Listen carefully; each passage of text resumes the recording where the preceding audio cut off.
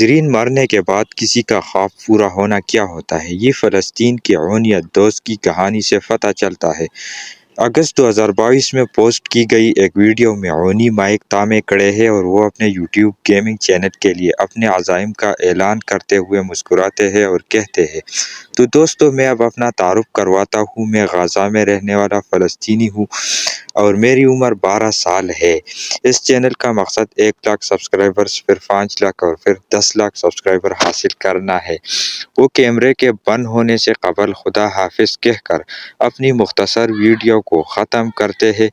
اس وقت تک ان کے سبسکرائبر کی تعداد محض 1000 تھی۔ صرف 1 سال بعد اونی حماس اور اسرائیل کے درمیان ہونے والی جنگ میں مارے جانے والے پہلے فلسطینی بچوں میں سے ایک بن گئے۔ ان کے رشتہ داروں کا کہنا ہے کہ 7 اکتوبر کو اونی کا گھر اسرائیلی فضائی حملے کا نشانہ بنا۔ اب ان کی موت کے بعد ان کی آخری ویڈیو کو 40 لاکھ سے زائد ویوز مل چکے ہیں۔ دیگر ویڈیو جن میں ان کی آواز تو موجود نہیں ہے، مگر ان ویڈیوز کو مجموعی طور پر لاکھوں افراد نے دیکھا ہے۔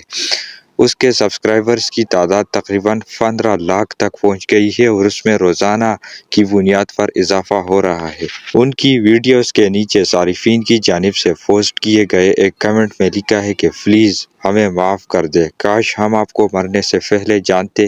ایک اور صارف نے لکھا، اونی جنتی پرندہ ہے۔ اونی کے خالہ علا کے مطابق وہ ایک بہت خوش و خرم رہنے والا اور پر اعتماد لڑکا تھا جو ہمیشہ ان کو خوش آمدید کہتا تھا۔ ان کے خاندان کے ایک اور فرد نے کمپیوٹر سے اونی کی محبت کی وجہ سے انہیں انجینئر اونی کے نام سے پکارا۔ بہت سے لوگوں کے لیے وہ ایک ایسے 13 سالہ گیمر ہے جو غزہ کی پٹی میں بڑی تعداد میں مارے جانے والے بچوں کی نمائندگی کی علامت بن چکے ہیں۔ غزہ میں حماس کے زیر انتظام وزارت صحت کا کہنا ہے کہ جنگ شروع ہونے کے بعد اب تک غزہ میں 20,000 سے زیادہ لوگ شہید ہو چکے ہیں، جن میں سے 1/3 سے زیادہ بچے ہیں۔ اقوام متحدہ کے بچوں کے ادارے یونیسیف نے غزہ کو بچوں کے لیے دنیا کی سب سے خطرناک جگہ قرار دیا ہے۔ حماس کے حملے کے بعد جیسے ہی اسرائیل نے جوابی کارروائی شروع کی تو اونی کی خالہ علا کو غزہ شہر میں اپنے خاندان کے گھر کی تباہی کا خیال آیا۔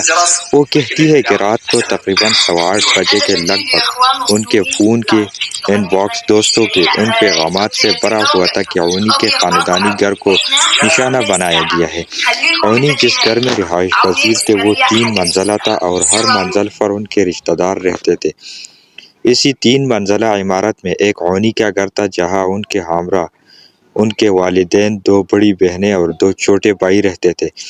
انسانی حقوق کی عالمی تنظیم ایمنسٹی انٹرنیشنل نے اکتوبر میں ہونے والے اس حملے کو دستاویزی شکل بھی دی تھی۔ اونی کے چچا محمد بھی اس 3 منزلہ عمارت میں رہتے تھے۔ وہ بتاتے ہیں کہ اس رات 2 بم اچانک عمارت کے اوپر گرے جس کے باعث عمارت تباہ ہو گئی۔ میں اور میری بیوی خوش قسمت تھے کہ ہم بچ گئے۔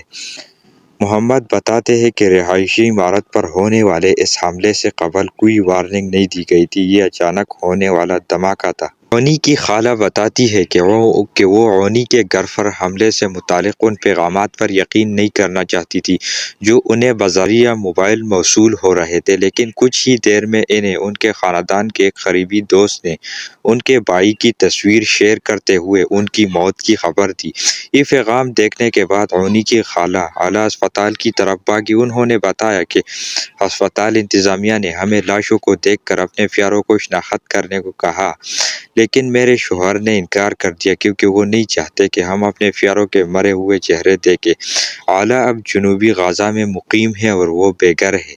علا کا کہنا ہے کہ اس رات ان کے خاندان کے 15 افراد شہید ہو گئے، جن میں اونی بھی شامل تھے۔ ان کی خالہ اسے ایک پرسکون اور ہمیشہ دوسروں کی مدد کو تیار لڑکے کے طور پر یاد کرتی ہے۔ اونی کی والد کمپیوٹر انجینئر تھے اور علا کا کہنا ہے کہ انہیں جہاں تک یاد پڑتا ہے تو اونی ہر معاملے میں اپنے والد کی نقل کرتا تھا۔ اپنے والد ہی کی طرح وہ لیپ ٹاپ کے حصے بکھرے کرتا اور پھر اسے اسمبل کرنے یعنی جوڑنے کی کوشش کرتا۔ اونی کی ایک فیس بک پوسٹ میں دیکھا جا سکتا ہے کہ وہ کمپیوٹر کا ایک मदर बोर्ड तामे नन्हे तालिब इल्मों के सामने खड़ा है और उन्हें उसके बारे में आगाही दे रहा है कि ये कैसे काम करता है। उनके स्कूल की फेसबुक पोस्ट्स में उन्हें बहुत से एजाज़ात और इनामात जीते हुए दिखाया गया है। ओनी की मौत के फौरन बाद उनके एक उस्ताद ने उनकी तस्वीर शेयर करते हुए लिखा, हमेशा मुस्कुराने वाला चेहरा। ओनी की खाला आला के मुताबिक स्कूल के बाद ओनी को अपने ख़ानदान के साथ वक्त गुजारना पसंद था। आला ने उस रात का तज़किरा किया जब उन्होंने ओनी और उसकी बहन भाइयों के साथ एक फिल्म देखी और उस दौरान चॉकलेट्स और चिप्स खाए।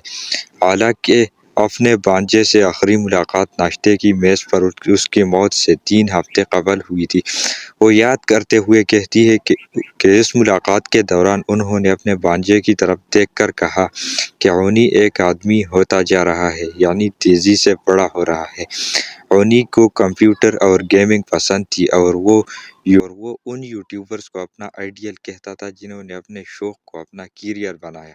ला कहती है कि वो उन जैसा बनना चाहता था। वो चाहता था कि उसके भी सब्सक्राइबर्स और पुरस्कार हो।